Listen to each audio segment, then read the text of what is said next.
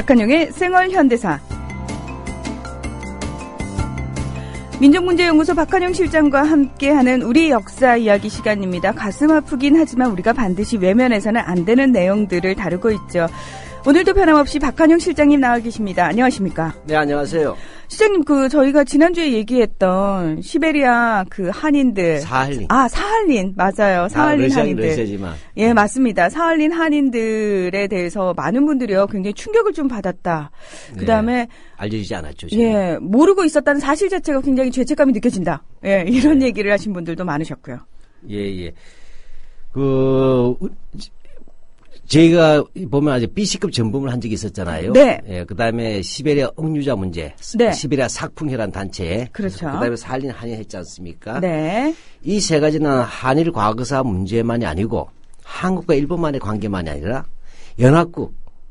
그러니까 소련이라든지 미국이든지 다 얽혀 있어요. 네. 그러다 우리 분단 문제까지 얽혀 있었잖아요. 왜냐하면 이른바 적성국에 있었던 분들이니까. 맞습니다. 네. 예. 여기다 또 한편에 일제 피해자이면서도 또 뭐냐면 친일파로 몰린다든지 또는 빨갱이로 몰린다든지 뭐 이런 식으로 하면서 버림받은 존재들이었어요. 네. 그래서 실제 후원단체도 변변치 못한 상황이다. 그래서 우리 이 생활 현대사가 역사의 중요한 부분이나 의미 있는 부분이나 시사적인 것도 해야 되지만 정작 이렇게 알려지지 않았지만 현재로 남아있는 과거의 문제를 외면해서 안 된다. 그래서 우리가 이런 것들을 좀 방향하는 방송하는 것을 우리 청취자 여러분들 잘 이해해 주시면 고맙겠습니다. 네. 자, 저희 방송을 듣는 데서 끝내지 마시고요. 앞으로 혹시라도 어디선가 이런 단체에 대한 얘기를 들으시거나 또는 행사가 열린다고 하시면은 좀 적극적으로 관심을 표명을 해 주시면 더 저희가 방송한 보람이 있겠죠? 그렇죠. 그러니까 저희들이 방송했던 내용들이 사실 인터넷 검색하셔서 노력하시면 기본 내용을 다 알 수가 있습니다. 요즘 인터넷이 지식의 창구다 보니까 저보다 더 인터넷이 똑똑해요. 네. 그러니까 관심 끝까지 보여주시고요. 저희가 오늘도 계속해서 그 이야기 해보려고 합니다. 조합은 스토리텔링님 신청 광고입니다.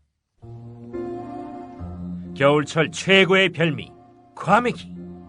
고기 한 점에 마늘 쪽파를 얹고 미역줄기로 둘둘 감아 초장을 찍어 먹는 환상적인 맛. 피부엔 탄력을 주고 성인병 예방과 숙취에도 좋은 과메기. 포항 죽도어시장 상인 협동조합이 포항 구룡포 덕장에서 천연동결 건조 방법으로 말려 꼬들꼬들하고 맛깔나는 최고의 과메기를 국민TV 조합원들에게 특별 판매합니다. 이거 뭐길래 이렇게 맛있나요? 포항 구룡포 과메기입니다. 010-9896-8282 010-9896-8282로 전화주시면 총알 배송해드립니다.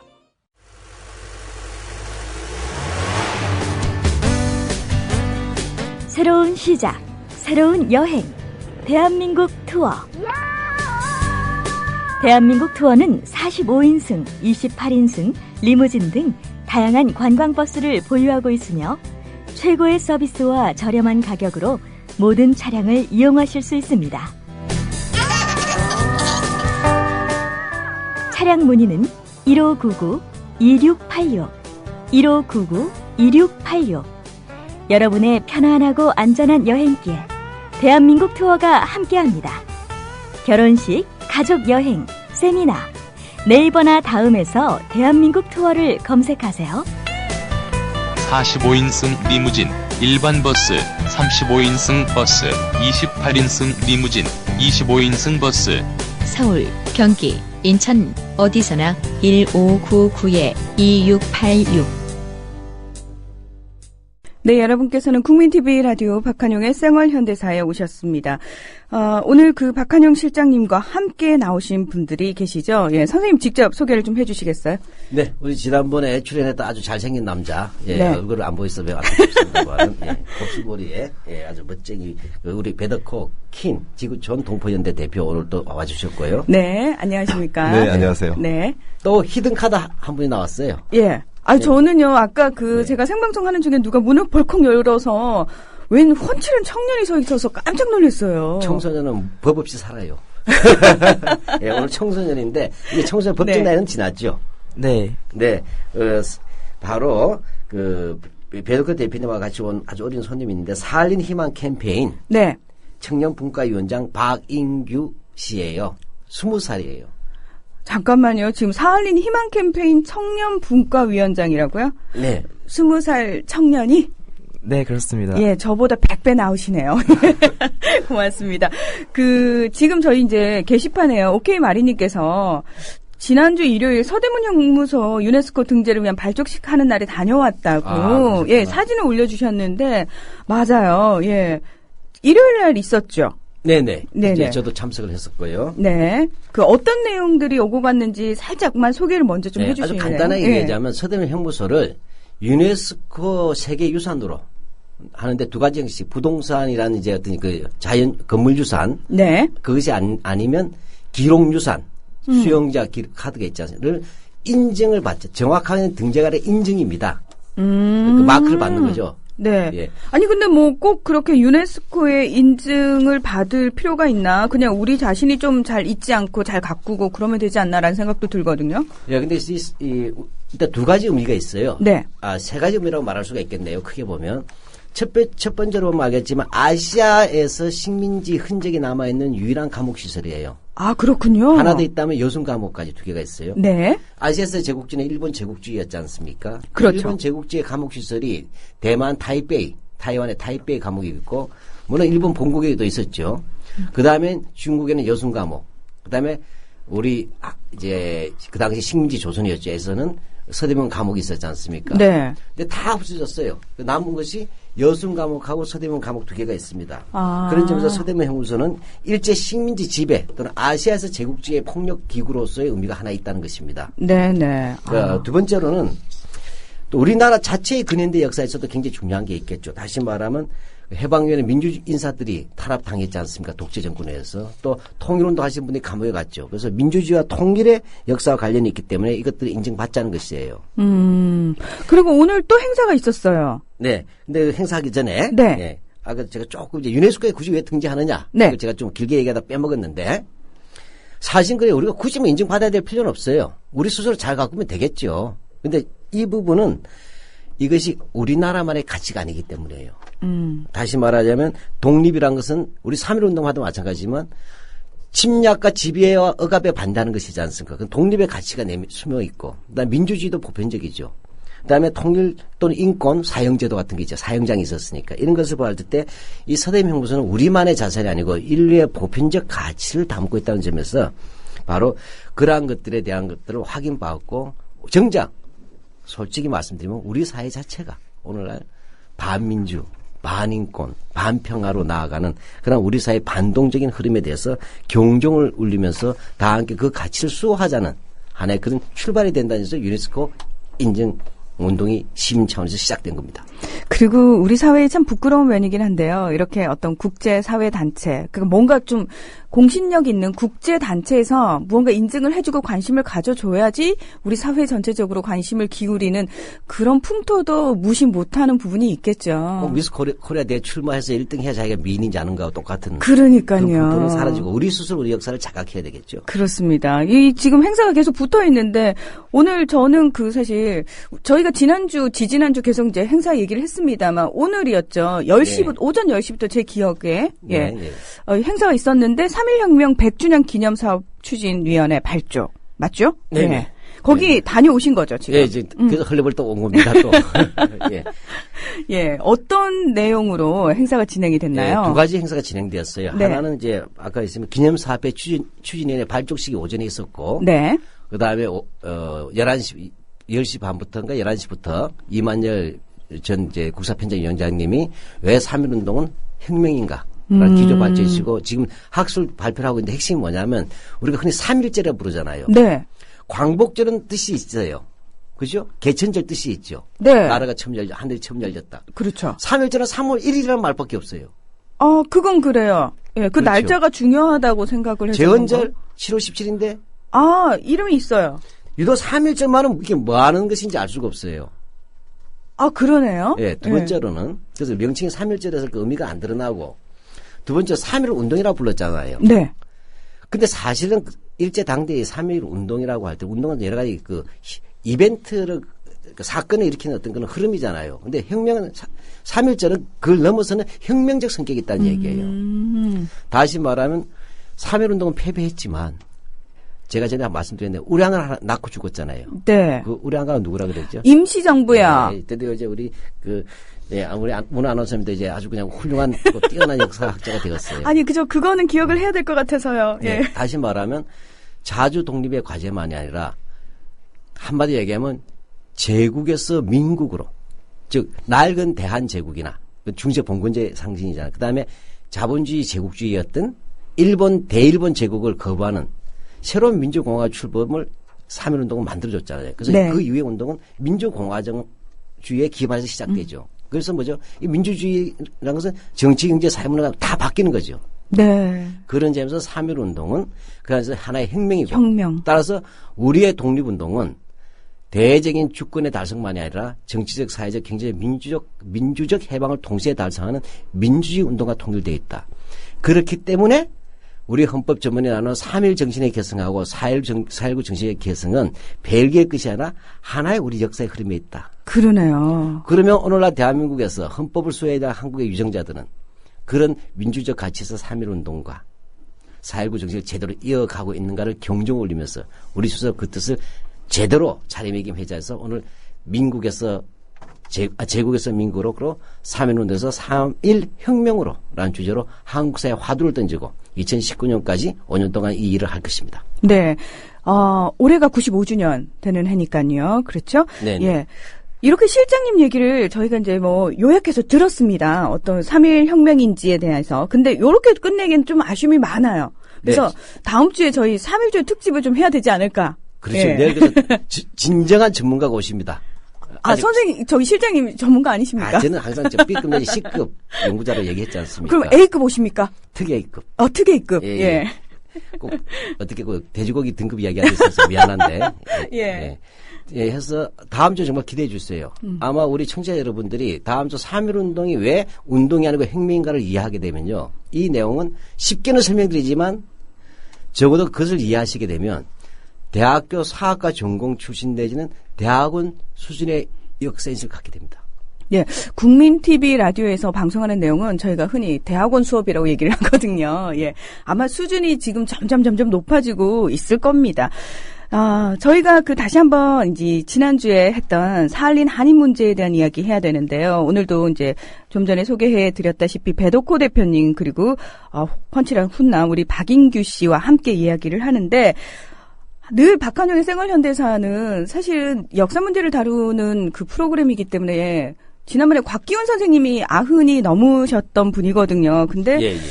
가장 어린 분이 지금 나온 게 아닌가 그런 생각이 들어요. 예, 그렇습니다. 이 우리 국민TV 생활현대사가 놀라운 이른바 초대 손님을 모셨어요. 늘 놀라워요. 처음에 80대 나와서 놀랐는데 그다음에 경합스럽게도 90대가 나오신 거예요. 근데 이번엔 경합스럽게 이제 갓 20 나온 거예요. 아니 네. 죄송해요. 20살이라고 뭘 역사를 알겠어라고 생각을 하면 안 되는데요. 3.1운동 때 10대들이 했어요. 그러니까요. 네네. 어느새 저희가요. 나이를 이만큼 먹어서도 제대로 그렇죠. 모르는 주제에 지금 훨씬 관심을 가지고 있는 우리 20살 청년 참 대단해 네. 보이는데 사할린 희망 캠페인 청년분과위원장 제가 네. 이렇게 설명을 했어요. 근데 참 과거가 좀 궁금하지. 예. 어린 나이지만. 어린 나이인데 어떻게 사할린 한인 어린애서 문제? 미안해요. 저도 그때 날았어요. 아니 근데 사할린 한인 문제와 연결되기가 쉽지 않았을 것 같은데 어떻게 관심을 가지게 됐어요? 네. 저는 이제 정치 외교에 관심이 많아서 관련 동아리 활동을 했었는데요. 네. 그때 이제 캠페인을 기획했었는데 어떤 주제를 하면 좋을까라고 생각을 했는데 그때 사할린 한인 문제가 많이 알려지지 않고 있는 것 같아서 관심을 가졌습니다. 그러니까 그때가 언제예요? 그때가 18살이니까 네. 2년 전이죠. 근데 이제 사할린 현장을 다녀오고 나서는 이제 더 이제 많은 거를 좀 실제로 그냥 글로만 보고 사진으로만 보던 거를 현장에서 보니까 또 더 다르더라고요. 근데 제가 특히나 사할린 한인에 대해서 이렇게 좀 특별한 관심을 가지고 있는 이유는 무엇보다 이제 정치 외교의 영향 아래서 크게 삶이 바뀌신 분들이시거든요. 근데 그 국가의 역할이 부족해서 아직도 그 고통이 현재 진행형이라는 것 자체가 좀 많이 안타까운 현실이 아닌가라고 생각을 하고요. 또 이제 사할린 한인 문제는 또 사할린 한인분들이 또 많이 알려주시고 그것들을 대변해 주신다면 더 좋겠지만 좀 상황이 여의치 않잖아요. 이제 많이 연로하신 상황이고 그렇기 때문에 좀 저희들이 미래 세대가 이 문제에 대해서 관심을 가지고 또 기억한다는 것에 의미가 있을 것 같아서 제가 이렇게 캠페인을 하고 있습니다. 실장님 생각해 보니까요. 그 당시에 사할린으로 시베리아로 그다음에 저쪽 그렇죠. 태평양 전쟁 그 현장으로 끌려갔던 청년들의 나이가요. 아, 그렇군요. 예, 우리 박인규 씨 나이가 아니었을까? 그렇죠. 우리 청취자분 생각을 해보세요. 이 목소리 애때지만 바로 이 연배들이 사할린 간 세대들이네요. 그러니까요. 네, 예. 저도 그거 깜짝 놀랐어요. 저 듣고 지금 보니까. 예, 순간 뭉클했어요. 얘기를 들으면서. 네. 예. 혹시요, 박인규 씨, 저 진짜, 죄송해요. 자꾸 이게 믿어지지가 않아서. 그 18살 때 사할린 한인 문제에 관심을 가질 때 친구들한테 같이 하자고 했을 거 아니에요? 네네. 친구들도 같은 반응이었나요? 네, 그렇죠. 거의 230명이 이제 서울광장에서 캠페인을 했었는데요. 전국 각지에서 올라와서 캠페인을 했었는데. 우리 세대보다 낫습니다. 아유, 부끄럽습니다. 저는 지금, 예. 네, 그 당시에 많은 친구들이 그 문제를 대하면서 이게 되게 많이 얽혀있는 문제가 많아요. 일부에서도 얘기가 나왔지만 이중징용 얘기도 있고 학생 네. 얘기도 있고. 근데 그 부분들을 다 공부를 하면서 자신들이 피켓을 만들고 시민분들한테 알리는데 좀 관심이 오히려 외국인 분들이 더 많이 관심을 가져주시더라고요. 그때 좀 씁쓸하게 외국인들 혹시 외국인 노동자분들도 있을 수 있겠죠. 네네. 그러면 남의 채식 아닐 수 있잖아요. 아, 그렇겠네요. 예. 아, 일단 저는 그 청년들이 먼저 나서서 우리 청소년들이 사실 청소년 시절에 했으니까 이런 얘기를 다뤄줘서 너무너무 고맙고 그다음에 기성세대로서 참 미안하다는 생각도 들고 아니 이렇게 아나운서는 아직 기성세대 나이 아니라고 정리해 주세요. 저 진짜 그러고 싶은데요. 너무 부끄러워서. 그리고 저는 실장님 너무 벅차오르는 게 우리 대한민국 희망이 있습니다. 누가 시킨 것도 아닌데 우리 청년들이 자발적으로 나서서 이런 문제에 관심을 가진 거잖아요. 이렇게 아름답게 뻗어난 청년들을 다시 수구 늙은이로 만들자는 교과서에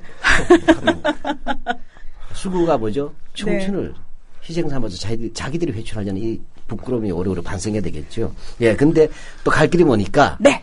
우리 지난주에 뭐 사실은 우리 배 대표 모시고 했지만, 그래도 제가 가끔가다 이제 반복한다는 느낌이 있겠지만, 지난주에 했던 거 아주 짧게 한번 우리 배 대표님 좀 정리를 해 주시고, 이야기를 풀어가면 좋을 것 같아요. 그래서 우선, 보면 이제, 사할린 한인 누구냐 할 때, 어떻게 가게 됐냐 세 번 걸쳐 있었잖아요. 예. 그거 잠깐 좀 한번 정리해 주시죠. 어떻게 해서 사할린의 한인들이 있게 됐는가?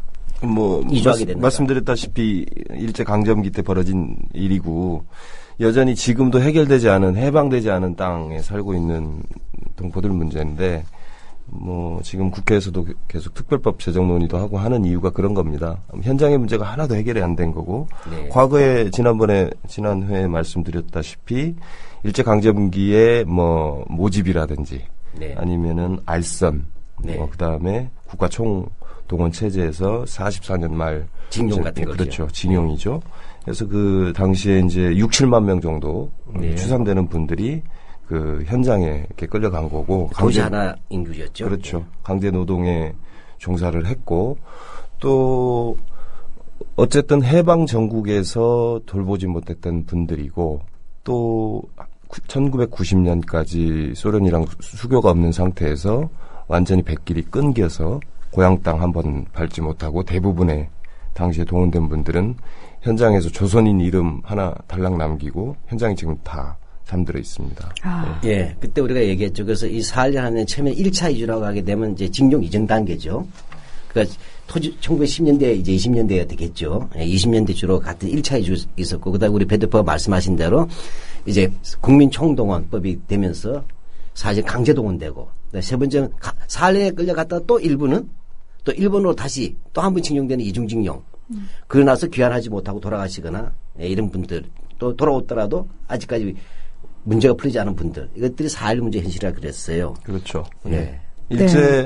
그때 당시에 이제, 강제 동원된 문제라든지 이런 문제들이 여전히 하나 해결된 게 없고, 우리는 소위 일본군 위안부 할머니들 문제 관련돼서는 국내에서도 관심도 많고, 또 국제적으로도 이제 많은 관심이 있는데, 이분들은 돌아오지 못했고, 현장에 지금 남아있는 상태로 지금, 아무런 돌봄도 없고, 한일 양국의 지원도 없는, 그냥 그야말로 버려진 상태로 지금 그런데 있는 이제 거죠. 좀 이따 뒤에서 이제 아마 좀 우리 배 대표님이나 이제 박인가 청년이 이제 얘기하겠죠. 살리 희망 청년하고 이 부분도. 그래서 좀 더 다뤄보기로 했으면 좋겠고요. 네. 예, 근데 지난번에 미처 말하지 못한 게 있어요. 살린 한인에 대한 학살 사건이 있었어요. 학살이요? 예. 우리 지난번에 얘기 안 했죠? 예. 예. 예, 학살. 다시 말 해방 직전과 해방 직후에 살린에 있던 한인, 그때는 한국이나 말을 쓰지 않고, 예, 국적이 없으니까. 당시는 뭐 조선인이었죠. 조선인인데 이제 우리가 네. 한때 그 학살 사건에 좀 우리 배 대표가 좀 간단히 설명해 주시죠. 어떤 일이 있었는지. 그러니까 이제 해방 전, 바로 1945년 8월 15일 이전, 그 다음에 그 이후, 이 두 차례에 걸쳐서 지금 확인된 걸로는 하나는 남사할린의 저 북쪽에 있었습니다. 거기가 이름이 가미시스카라고 당시에 네. 이제 일본 이름으로는 가미시스카, 현재 레오니도보라는 러시아 지명인데 거기에서 이제 일본 관원들에 의해서 18명의 한인들이 집단적으로 학살당하는 사건들이 구체적으로 이제 소련의 문서 등을 통해 가지고 확인된 게 있고, 또 하나는 소련의 스파이라고 몰린 거죠. 그렇죠. 예. 예, 일본인들에 의해서 이제 살인 학살 사건이 벌어진 겁니다. 그다음에 또 한 사례는 남쪽에 남사할린의 중에서도 남쪽에 있는 뽀자르스코에라는, 그러니까 일본 이름으로 미주오입니다. 미주 학살 사건이라고 하는데 네. 당시 27인이 무참하게 학살된 사건들이 벌어졌어요. 이 사건은 소위 일본의 보통 일본인들 이웃처럼 이렇게 지냈던 민간인들이 같은 마을에 살던 조선인 27인, 여기에는 뭐 어린 아이들도 있고 임신부도 있고 다수가 이렇게 어린아이들이 포함된 사건이었는데. 쉽게 말해 제암리 학살 사건 비슷한 게 일어났네요. 3.15운동 때. 맞습니다. 그러니까 거기 그 당시에 이제 학살 사건들의 기록들을 보면 아주 무참했어요. 아이들도 뭐 죽창으로 찔러 죽이고. 아니 해방이 됐는데도 예. 그렇잖아요. 그렇죠. 그러니까 해방을 맞았던 사람들한테 마지막에 이제 일본인들이 자기들의 정보들이 혹시 노출될까봐라는 기우 때문에 일반 일본인들이 조선인들 27인을 무참하게 학살한 사건들이 있는데, 이런 학살 사건들은 지금 남사할린 곳곳에서 이뤄졌으리라고 추정을 하고 있고 많은 사람들 증언이 있어요. 근데 아직도 연구자들 혹은 뭐 이 러시아 말로 된 자료들이 많기 때문에 이 미개척 분야입니다. 앞으로 밝혀야 되고 UN 등등에 지금 호소를 하고 있습니다만 아직 좀 진척이 없는 상태예요. 네. 제가요. 사실 박한영의 생활현대사만 진행을 하면 자꾸 듣는 얘기들이 너무 뜨아뜨아 하는 얘기들이 많아서 기함을 한다라고 표현을 하죠. 그래서 감정적인 표현을 최대한 자제를 해야 됨에도 불구하고 그 놀란 마음이나 또 아픈 마음을 좀 감추질 못해서 좀 진정을 하고 진행을 해달라는 얘기도 많이 늘 듣는데. 자꾸 그리고 계세요, 지금. 근데 저는 너무 속상해서요. 들어도 익숙해지지도 않고 무덤덤해지지도 않는데, 저는 지금 이 얘기를 우리 박인규 씨도 똑같이 듣고 있고, 본인은 이제 연구를 했고 공부를 했잖아요. 얘기를 들으면서 뭐 울분 같은 게 차오른다거나, 또는 너무 가슴이 아파서 이걸 내가 꼭 알아야 되나라는 그런 생각도 하지 않았을까라는 생각이 드는데 어때요? 알아도 이제 계속 알아야 할 게 나오니까 더 이제 머리가 아프고 가슴이 먹먹해질 때도 있는데요. 이제 뒤에 가서 얘기를 할 때 시간이 있을지 모르겠지만, 이에 관해서 저희가 제정하려고 했던 이제 사할린 특별법 있잖아요. 네. 근데 그 사할린 특별법을 반대하는 그 정부 측의 논리들을 볼 때 저는 더 근데 가슴이 아픈 것 같아요. 그 논리들을 볼 때. 그러니까 그 당시에 미리 먼저 들으면 예. 아마 청취자분들이 또 화가 나서 끝까지 못 들으실지 몰라. 그 당시의 상황보다 더 가슴 아픈 지금의 현실에 대한 사실 얘기를. 과거부터 괴로운 게, 고통스러운 게 현재예요. 근데 그 이야기 우리가 좀 이따가 아마 배 대표나 박인학 청년이 아주 끝까지 청취해 주시기 바랍니다. 예.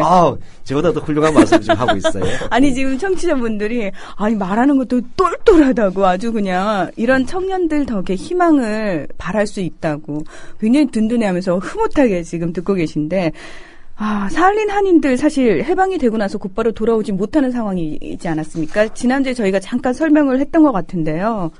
예, 다시 한번 설명을 좀. 요약을 해서 한번 예. 배 대표께서 그때 보면 예. 해방이 됐으면 당연히 우리 돌아와야 되잖아요. 그렇죠. 이제 간단합니다. 그러니까 당시 이제 남사할린을 남산이라는 땅이 일본 땅이었고 1905년부터 45년까지 일본 땅이었기 때문에 많은 일본인들이 같이 살았을 거 아니에요? 네. 숫자로는 조선이라고 해서 한 50만 명 정도 추산합니다. 그 중에 약 40만 명은 일본이 이제 전쟁에서 패망하니까 곧장 소련이랑 협상을 시작해가지고 46년부터 협정을 맺어서 선언 등을 통해 가지고 약 50년대 말까지 40여만 명은 일본인들은 다 일본 정부에 의해서 본국으로 다 소거가 됩니다. 근데 잠깐. 예. 지금 이 말이 아주 중요한 건데. 네. 지금 46년에 소련하고 그죠? 일본하고 이제 얘기했죠. 물론 미국도 이제 개재가 돼 있었고 해서 협정을 해서 일본한테 예. 귀환했잖아요. 네.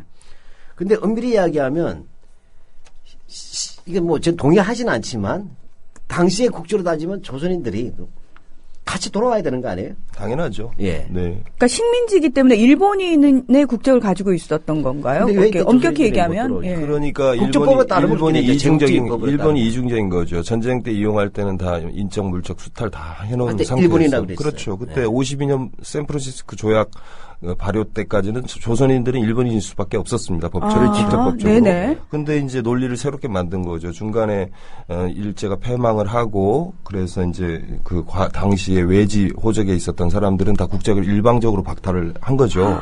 그러니까 일본인이 더 이상 아니고 이 사람들은 이제 국적이 없는 상태로 이제 남게 되는 거고 그때 남북한도 뭐 사실은 분단되기 이전 상황이었으니까요.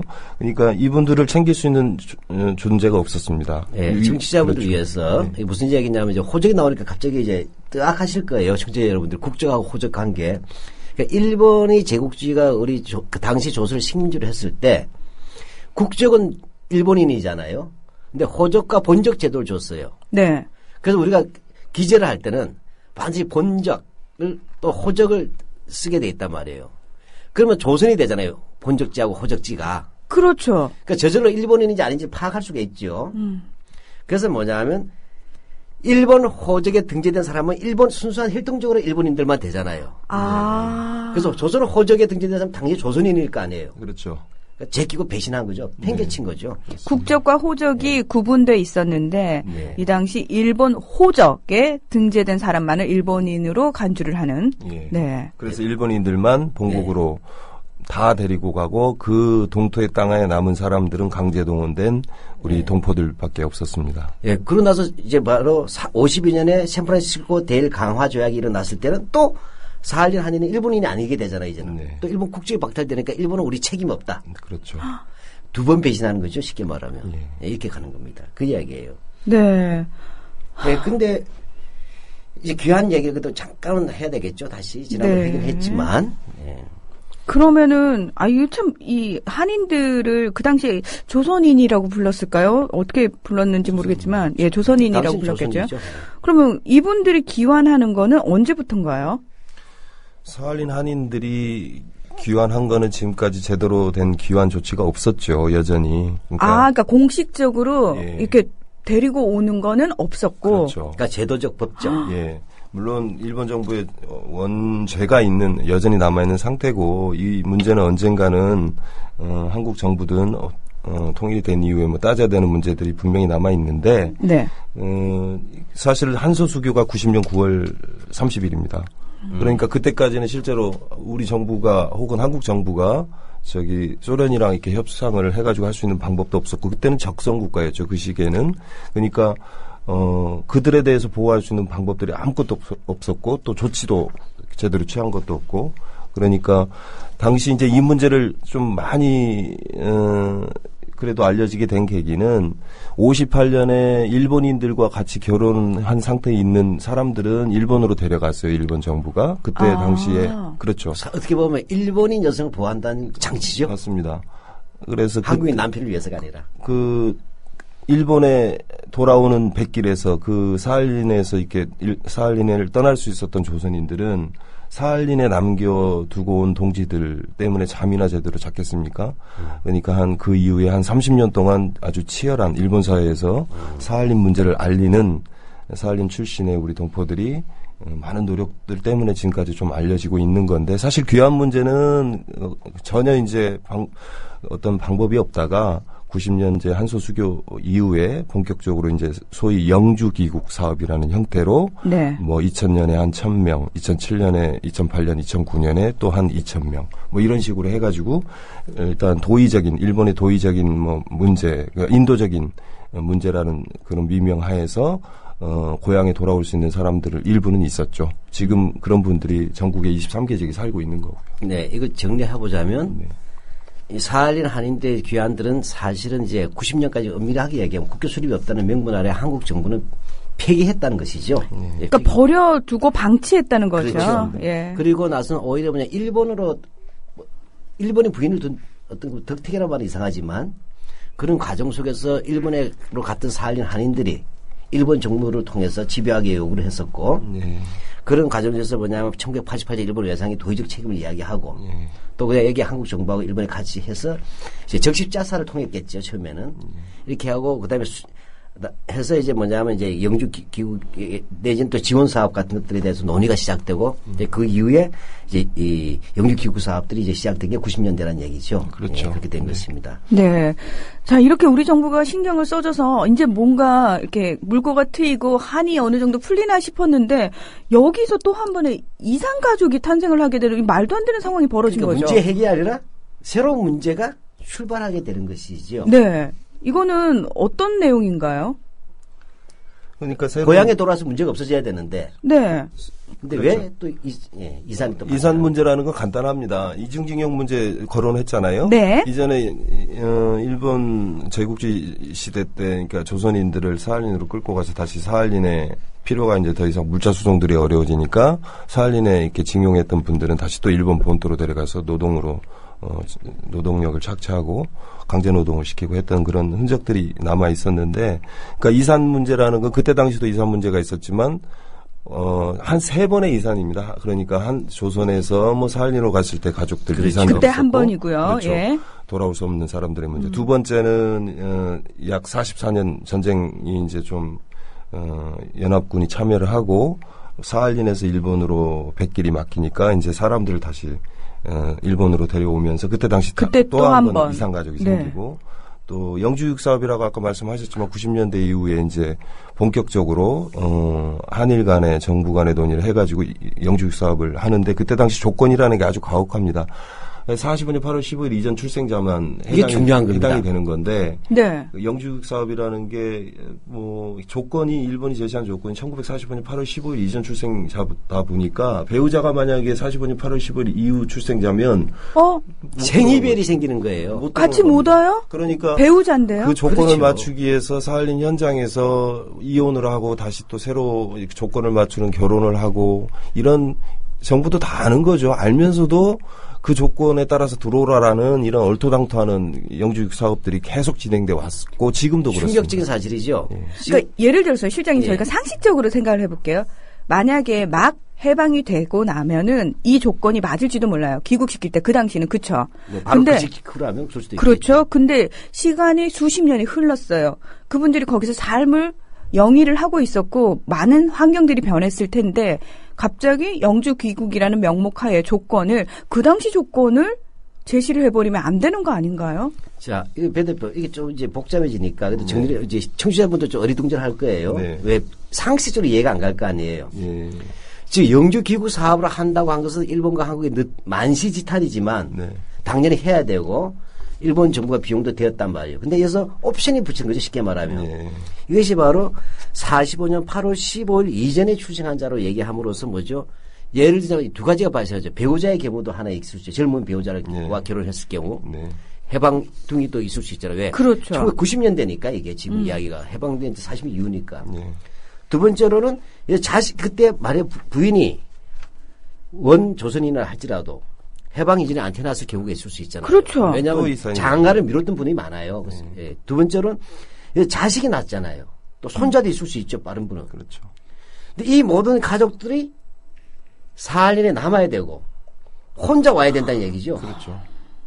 생이별이죠. 아주 가혹한 조건이었습니다. 근데 왜 어쩔 수 없이 사할린 동포들은 다른 방법이 없었기 때문에 평생을 고향 땅 밟고 싶은 그 한들이 있었고 또 정부가 제시한 방법은 그런 가혹한 조건이었지만 어쩔 수 없이 따랐어야 됐는 거고 그러니까 참 말도 안 되는 거죠. 사실은 어떻게 야, 일제강점기에 강제동원된 사람들을 기한 사업이 아니고 생이별 사업이에요. 예.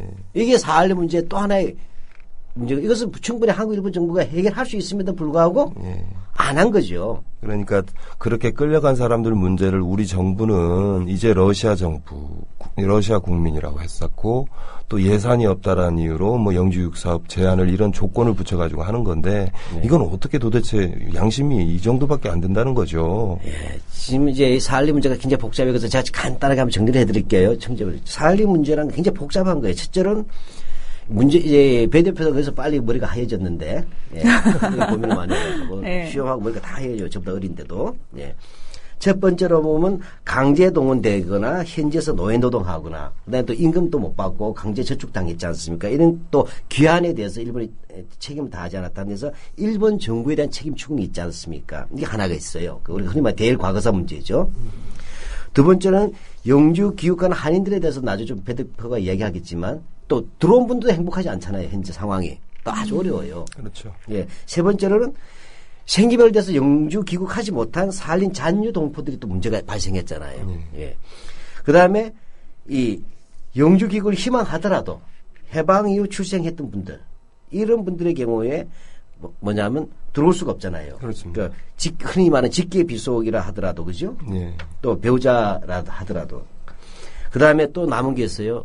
살아있는 사람만이 문제는 아니지 않습니까? 그렇죠. 그 동토에서 죽었던 분들이 완전히 그 묘지에 예. 그야말로 정말 추모비 하나 없지 않습니까? 지금 제대로. 추모비가 있기는커녕 그 가운데 한복판에는 일본인 유령비, 일본인 유골들은 다 일본 정부가 다 수거해 갔는데 거기에 일본인 유령비가 남아 있어요. 조선인들 뼈들만 묻혀 있는 공간에 그런 지경입니다. 현지가. 쉽게 말하자면 옛날에 만화 아일랜드라는 게 있었어요. 혹시 보신 분들 있는지 모르겠어요. 일본 후생성 지하실에 강제동원됐다가 죽은 유골들이 방치되는데 그 유골이 원한이 서려가지고 뭐냐면 일본인들에게 복사하는 그런 만화가 있었어요. 예. 쉽게 말하자면 우리가 흔히 유골 방치한다잖아요. 이 사할리에서 물론 돌아가신 분들이지만 이분들의 유골이 일본도 책임이 있지만 한국 정부도 방치하고 있습니다. 당연히 정부가 책임져야 되는 예, 문제입니다. 그렇죠. 예.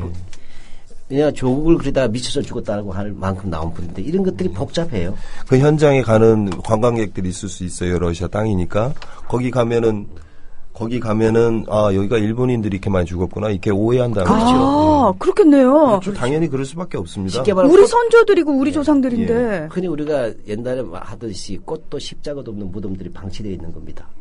그러면 지금 말씀하신 그 문제들이요. 예. 해결할 수 있는 방법은 없는 거예요? 그래서 10여 년 전부터 이 사할린 문제를 어쨌든 정부가 의지를 가지고 나서야죠. 해결하지 않으면 민간에서 저도 20번 갔다 왔다고 말씀드렸잖아요. 네. 현장 다 보고 이 살아남은 분들, 살아있는 분들 목소리를 듣는데 이분들 얘기는 제발 우리를 정부가 챙겨달라는 절절한 호소들이 지금도 이어지고 있는데 이 목소리에다가 귀를 완전히 다 지금 정부는 귀를 닫고 있는 거고 국회조차도 저 지경입니다. 예. 예, 근데 제가 알기로는 이게, 저도 배 대표 한 지 꽤 이제 세월이 됐는데, 이게 결과적으로 한마디로 하면 이 정부가 나서게 하려면 이제 국회에서 입법화가 이루어져야 되지 않습니까?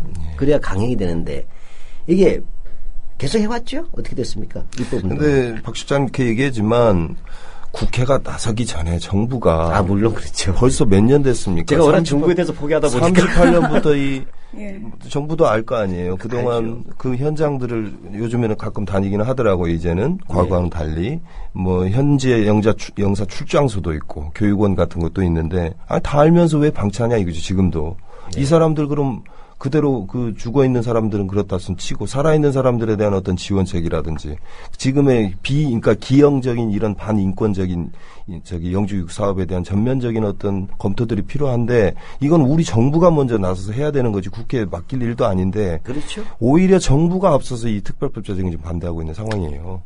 아, 정부가 나서서 반대를 하고 있다고요? 네, 어렵다. 뭐 소령 국적이 있다라든지 국제적 관계에서 어렵다. 뭔가 얘기를 다 들은 거예요. 예산이 그렇죠. 없다. 예산 문제 이 사할린 동포 문제 해결해주면 다른 동포들이 또 막 손 벌린다. 그게 말이 됩니까? 그거는 방치하겠다는 거하고 똑같은 거죠. 지금 75년 지나가는데 강제동원된 분들 문제를 가지고 지금 와서도 지금 그런 얘기를 하면은 도대체 어느 나라 정부예요? 예, 그러다 보니까 이제 사실 그래서 입법운동 게 정부가 하도 안 들어주니까 네. 이제 입법을 통해서 강행화 시키려고 됐는데 예. 국회에서도 17대 국회부터 지금까지 예. 다 폐기가 됐었어요. 법안을 준비했다가. 저희가 웃도로 제일동포 마을 잘 아시잖아요. 청취자 중에는 많이 아시는 분들이 있을 텐데 그때도 그렇습니다. 외교부, 정부는 형평성, 그 다음에 뭐 외교 마찰, 그 다음에 예산, 그 다음에 어떤 경우는 뭐 도덕적인 회의감까지 생긴다. 아니 강제 철거 위기에 처해 있는 제일동포 마을 앞에서 정부가 할 목소리가 아니거든요. 그럼요. 그러니까 그런 거를 좀 알기 때문에 우리 정부가 잘했으면 모르는데 정부가 도대체 의지가 없기 때문에 국회, 민의의 전당인 국회에 이 문제를 절절하게 호소를 했고 사할린 현장의 동포들의 수백 통의 편지를 자필 편지를 가지고 다들 제출도 하고 했는데 아직까지도 반응이 묵묵부답이네요. 그래서 지금 뭐냐 희망 캠페인 날이 나오게 된 것 같아요. 네, 지금 박인규 학생은 이제 본격적으로 관심을 가지고 이 문제에 함께하고 있는데 아마 이제 듣고 계신 청취자분들이 가슴이 답답해지면서 그러면 도대체 정부도 믿을 수 없고 국회의원도 믿을 수 없고 방송을 듣는 저희들은 무엇을 해야 합니까? 라는 질문을 절절하게 하실 것 같아요. 우리 박인규 학생이 본인이 지금 하고 있는 그 희망 캠페인단 그 활동부터 시작해서 이 방송을 함께하고 계신 분들이 움직일 수 있는 방법까지 좀 알려주시면 참 좋을 것 같다라는 생각이 듭니다. 네. 일단 이제 사할린에 사는 동포분들이 어떤 부분들을 원하시는지 좀 살펴봐야 한다고 생각하는데요. 네. 일단은 강제동원 잔류 1세들을 위한 지원이 절실하다고 말씀하고 계시고 강제동원 피해자들의 후손들에게 희망자에 한해 영주귀국을 허용해달라는 요구, 일제강점기 당시에 미지급 임금, 우편저금 등을 돌려받게 해달라는데 이제 정부가 앞장서 달라는 말씀해 주십니다. 그래서 저희가 좀 이 부분들을 법안으로 담아서 그 특별법이 제정될 수 있도록 입법화 운동도 하고 있는 건데요. 가장 중요한 거는 이제 이런 문제들에 대해서 대중적인 관심이나 인지도가 낮고 사실은 사할린 문제는 국내적 사안이 아니지 않습니까? 네. 그리고 사실은 또 운동 주체 세력이 이제 좀 사할린 한인분들이 되셔야 되는데 너무 연로하시고 정부 지원을 받고 계신 처지에서 정부가 반대하는 이 법을 통과시켜달라고 적극적으로 말씀하시기 어려운 상황이거든요. 그래서 많은 국민 여러분들께서 이 역사적 진실에 대해서 관심 가져주시고, 캠페인도 저희가 진행하고 있으니까요. 동참해 주시는데 저희가 지금 이 사할린의 역사들을 기념관으로 건립을 해서 보존하려는 노력을 하고 있어요. 그래서 네네. 그런 범국민 모금 운동에도 참여해 주신다면 정말 감사드릴 것 같고요. 네. 네, 지구촌 동포연대로 전화 주십시오. 예, 지구촌 동포연대. 예. 인터넷 검색에도 나옵니다. 예, 여러분 지구촌 동포연대로 검색을 하시거나 또는 전화를 하셔가지고 여러분이 적극적으로 참여할 수 있는 방법들 얼마든지 있으니까요. 그 부분에 대해서 힘을 좀 보태주시길 부탁드리겠습니다. 아까 그 배 대표님께서 그 얘기하셨어요. 그러니까 직접 편지를 써서 보냈다. 예, 편지 중에 그 한 편을 잠깐 소개를 좀 해주실 수 있나요? 예, 지금 이제 2011년도에 네. 이제 뭐 사할린 하는데 직접 쓴 거죠. 네. 예, 직접 써서 뭐냐면 호소한 거예요. 바다 건너서 온 편지들입니다. 네. 그러니까 조국의 동포들에게 직접 자필로 썼다 그랬죠. 네. 잠깐 소개를 그럼 드릴게요. 문인순 선생님, 사할린에 살고 계신 분, 이게 저희가 이제 벌써 2년 전입니다. 문인순 선생님 글인데, 아버지와 어머니는 고향을 아주 많이 그리워하셨습니다. 매일같이 고향으로 빨리 돌아가기를 꿈꾸셨습니다. 하지만 한국에서는 다시 살 수 없었습니다. 아버지는 90년에 코르사코프에서 돌아가셨기 때문입니다. 어머니는 우리를 두고 혼자 한국에 가고 싶지 않아 하셨기 때문에 가족과 같이 영주 귀국할 수 있는 법안이 마련되길 기다리다 결국 2005년에 사망하셨습니다. 다시 한번 사할린 한인 가족이 이상 가족이 되지 않도록 적합한 법안을 통과시켜 주시길 간절히 부탁드립니다. 이런 사연이네요. 예, 네. 이 편지를 수백 통을 가져왔지 않습니까? 그렇습니다. 그래서 이걸 국회의원들에게도 전달했죠. 그렇죠. 저희가 일일이 다 러시아 글로 쓸 수밖에 없는 분들도 계시기 때문에 다 번역하고 자료로 만들어서 28명 의원들한테 다 갖다 주고 일일이 호소를 했는데도 뭐 역시 무응답이었습니다. 당시. 국회의원들의 뇌와 심장은 어떤 건지 궁금해요. 읽기는 읽으셨을까요? 예, 궁금하네요. 그 편지 모음집의 제목이 있는데요. 그 제목이 바로 고향 가는 길이 인생길이었습니다라는 제목입니다. 그 어떤 뜻일까요? 그러니까 인생길이 살아도 어렵고 뚜렷한 답이 보이지 않는데 고향 가는 길이 그만큼 어렵다는 거는 참 네, 슬픈 거죠. 고향에 가고 싶은 마음은 현재도 있는데 사할린에서 고향 갈 수 없는 기간이 결국 본인의 인생이었다 이런 뜻이죠. 한평생이 다 그랬다는 거죠. 네네. 한평생 고향 가지 못했다 이런 말입니다. 예. 지금 뭐 이렇게 지금 오늘 보니까 우리 배 대표나 그죠 문화나선님. 네. 보면 이제 오죽하면 이제 20대 청년들이 나선 거 아니에요, 그렇죠? 네. 기성세대가 안 해주니까 네. 좀 간단합니다. 한국의 정치권이 안 해주고 기성세대가 안 해주고 예. 이제 우리 배 대표가 호소하는 게 미래에게 호소하는 것 같아요. 맞습니다. 이 박인규 학생 같은 경우가 저도 봤는데 뭐 230명 전국에 있는 고등학생들이 모여가지고 밤새 피켓 만들고 고등학생들이죠. 그렇죠. 서울시청 앞에서 그 행사 준비하느라고 밤새 고생하면서 자료 있고 책이 있고 이런 피켓 만들고 하면서 많은 국민들한테 지금 호소하고 있는 부끄러운 상황이죠. 그러니까 국회 쪽에서도 좀 제발 이런저런 핑계 대지 말고 이제 조속히 좀 법안들을 입법을 정리를 좀 해줬으면 좋겠습니다. 이게 나랍니까? 어른들이 자라난 청소년을 바르게 인도해야 되는데 네. 오히려 청소년들이 어른들에게 똑바로 살아야 된다고 호소하는 셈이 돼버렸어요. 예, 이런 나라가. 박인규 청년 같은 분들을 좀 앞으로 주목을 해주시고 좀 많은 동참이 있었으면 좋겠습니다. 네, 우리 인규 씨는 직접 사할린에 다녀오셨나요? 네, 7박 8일 동안 사할린에 방문했었는데요. 네, 그 사할린 현장에서 아까 전에 대표님도 말씀하셨지만 그 고르사고프라는 곳이 있어요. 그곳이 이제 바닷가가 보이는 언덕인데요. 그곳에서 귀국선이 오지 않아서 그 배를 기다리다가 정말 미쳐 죽으신, 스스로 자살하셨던 동포분들도 많이 계시거든요. 그래서 그곳을 가서 이제 경관들을 바라보니까 그 아픔들이 정말 좀 절절히 느껴지는 부분들이 있었던 것 같습니다. 그 일본 동북 알프스 캠핑이나 그런 거 하시지 마시고 사할린을 가보십시오. 네. 예, 저도 사실 지금 가고 싶은 저도 뭐 못 갔습니다. 안타깝게도. 예, 가서 그리워서 미쳐 죽었다는 말이 뭔지 그 묘비 앞에서 한국 앞에서 한번 느끼면 아마 달라지실 것 같아요. 근데 지금 우리나라 사람들이 사할린을 가서 그 동포분들을 만나면 그 동포분들 마음이 더 많이 아프지 않을까. 더 고향이 그립지 않을까라는 생각이 문득 드는데, 예. 우리 문화선생님 너무 이렇게 몸이 내시는 것 같아요. 네, 부끄럽기도 하고, 참 충격받기도 하고.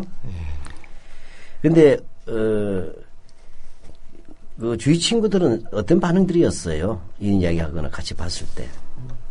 저희가 이제 지금 현재도 학교 내에서 이 문제를 알리고 서명운동도 하고 있습니다. 그러니까 잔류 사할린 한인에 대해서 좀 지원을 하고 관련 국가의 외교적 교섭을 그 외교적 교섭을 해달라는 그런 요구를 담아서 서명운동도 하고 있는데 사실은 그 서명운동 참여한 학생들이 하는 말이 부끄럽다.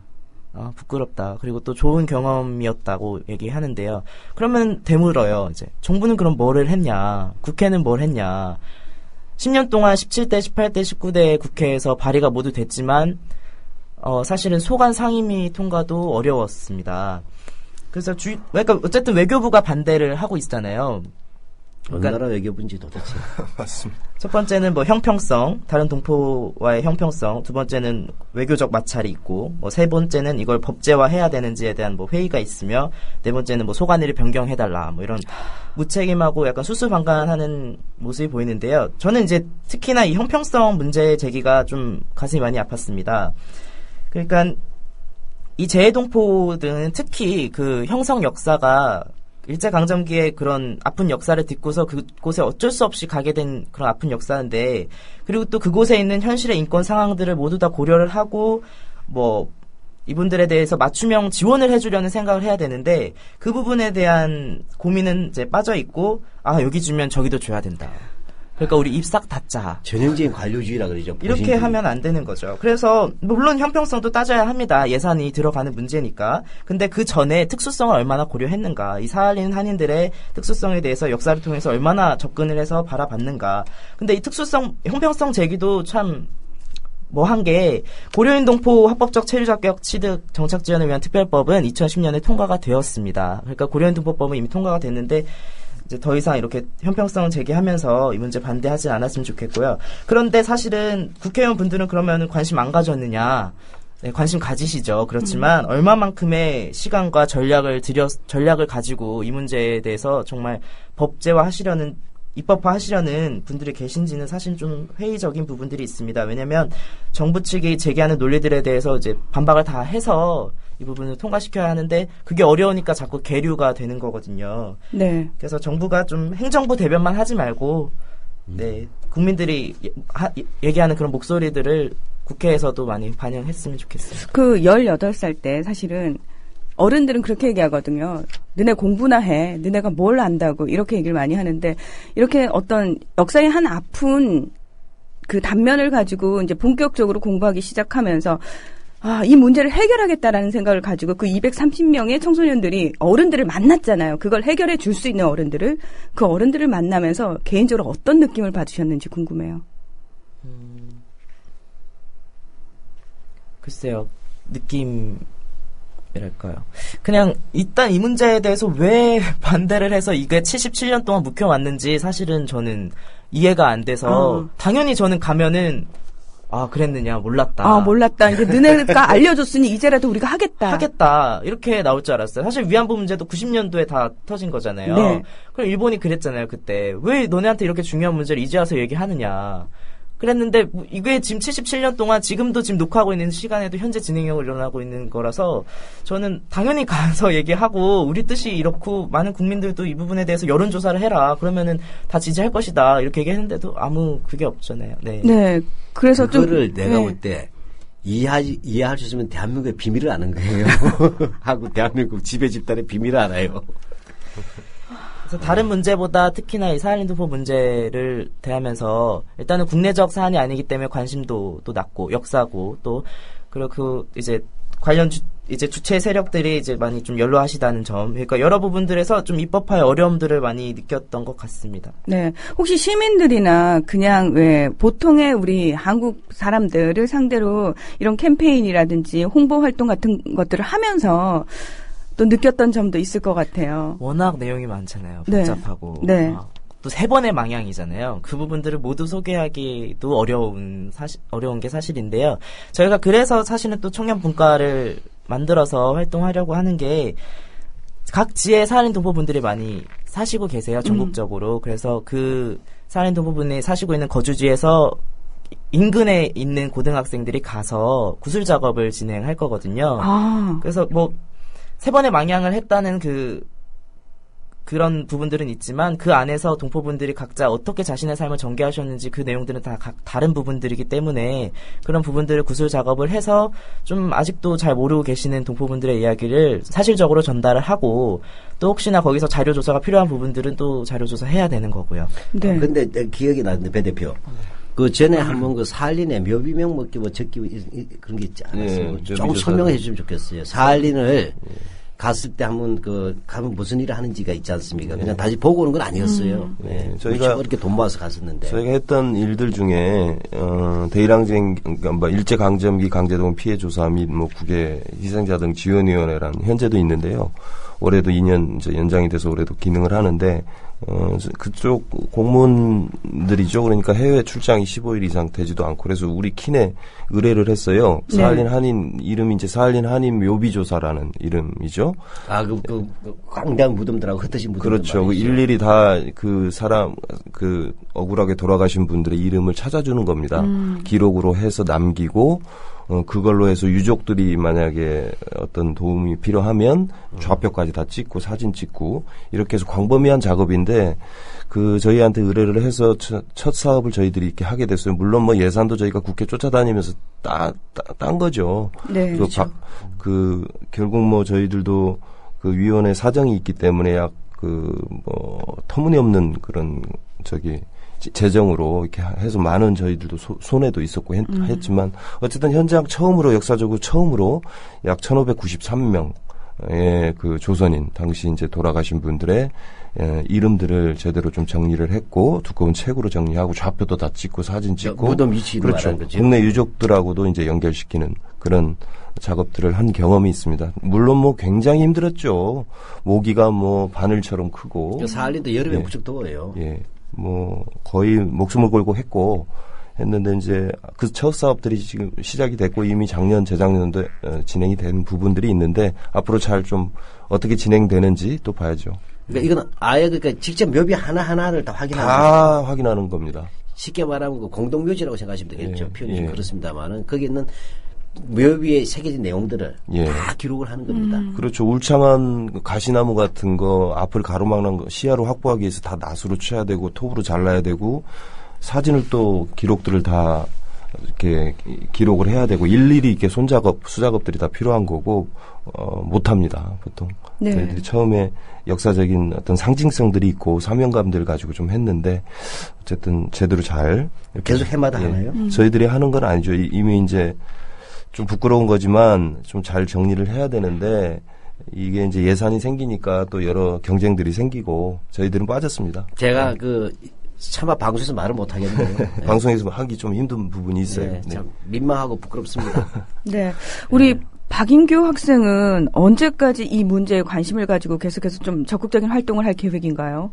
일단 입법이 돼야 된다고 생각을 합니다. 입법이 돼야지 많이 그나마 사실은 입법 그 특별법 안에 담긴 내용도 부족합니다. 사실은 그렇지만 그래도 많이 바뀐다. 많이 변화가 생긴다. 그리고 10년 동안 동포분들이 이제 지치셨습니다. 기다리시다가 지치셨기 때문에 그 지침을 이제 좀 설렘으로 바꿔드리기 위해서는 입법이 좀 절실한 것 같고요. 그래서 사실은 저는 시민 여러분들에게도 관심을 가져달라, 공감해달라. 그래서 조금이나마 우리 사회가 밝은 사회가 될 수 있도록 노력해달라는 말씀 당부드리지만 국회의원 분들께 제가 이제 옆에서 잠깐 보고 듣고 했지만 사실 실제로 가고 그렇기도 했겠지만 이 사안의 특별법이 전해철 의원님이 대표 발의하셨거든요. 네. 민주당의 전해철 의원님이 대표 발의하셨는데 이 전체 회의라는 거에서 이제 법안들을 한번 심사를 합니다. 그럼 국회의원들이 그 법안들을 가지고 질문을 또 질의를 하고 그렇거든요. 이 전체 회의에서 사안의 특별법 얘기는 질문이 하나도 안 나왔거든요. 다른 것만 몰라서 그런 거 아닙니까? 그분들 관심도 없고? 둘 다죠. 네, 둘 다고요. 그 다음에 이제 또 저희가 갑니다. 야당 의원님들한테도. 안현수 사건에 10분 지에 관심만 가져도 돼요. 예. 또 야당에 가서 저희가 이 문제 좀 적극적으로 나서달라고 얘기하면은 우린 준비가 됐는데 여당 의원 한 명만 어떻게 좀 잘 꼬셔봐라 뭐 이런 얘기를 하셔요. 참. 아니 그러면은 대화를 통해서 여야 간 합의와 이제 설득을 이끌어서 법안을 통과시키는 거 아닙니까? 근데 그러니까 본인들이 해야 될 일을 왜 지금 우리 박인규 학생한테 얘기를 하죠? 시민단체한테 그렇게 얘기하면 안 되는 거고요. 또 여당한테 갑니다. 이제 여당한테 가면은 이거 정부가 반대하는 법이라 내가 소위 말해서 짬밥이 없다. 그러니까 중진 의원한테 한번 얘기를 해봐라. 다 했습니다. 다 그 짓을. 제가 배놓고 대표가 국회 다니는 이야기는 너무 그것만 해도 몇 시간 될 거예요. 그렇죠? 지긋지긋합니다. 지긋지긋할 거예요. 예. 이렇게 해서 공청회 열고 전국에 흩어지는 사할린 그 귀한 동포분들 근데 상견까지 했어요. 결국은 국민 여론이더라고요. 그럼요. 언론이 이 문제에 대해서 깊이 있게 좀 다뤄줘야 되고 지속적으로. 네. 결국 국민들의 힘이 없으면 사할린 한인 문제 영영 제대로 좀 되찾기 힘든 부분들이 있습니다. 그러니까 좀 관심 가져주시고 국회 쪽에 이런 거가 있죠. 정부 외교통일위원회인데요. 국회에 거기에 24인 의원이 있고 여야 의원들이 있고 근데 이제 이 진행되는 거 보면은 정부에서 무슨 입법해달라 그러면 잘 해줘요. 거수기처럼. 나머지 이런 현안들 해외 동포 관련된 부분 중에서 특히 일제강점기 관련된 부분 중에서 이 사할린 한인만큼 상처가 깊은 또 현장에서 또 1,000명 이상 1세들이 살아있는 거고 빨리 좀 조만간 해결할 수 있도록 국민들이 좀 압박을 해주셨으면 좋겠습니다. 우리 위안부 문제 할 때 할머니들이 살아계실 때란 말을 쓰잖아요. 그렇죠. 네네. 그 말은 동일한 거죠. 그렇습니다. 오늘 이 방송이 좀 기폭제가 됐으면 좋겠다라는 생각이 듭니다. 우리 배덕호 대표님, 박인규 학생 정말 오늘 너무너무 귀한 시간 내주셔서 고맙습니다. 앞으로도 계속 수고해달라고 저 부탁만 좀 드려야겠네요. 고맙습니다. 네, 고맙습니다. 네. 박한일 시장님 저희는 또 다음 주에 3.1절 특집으로 3.1절 3.1 혁명이 됐습니다. 네.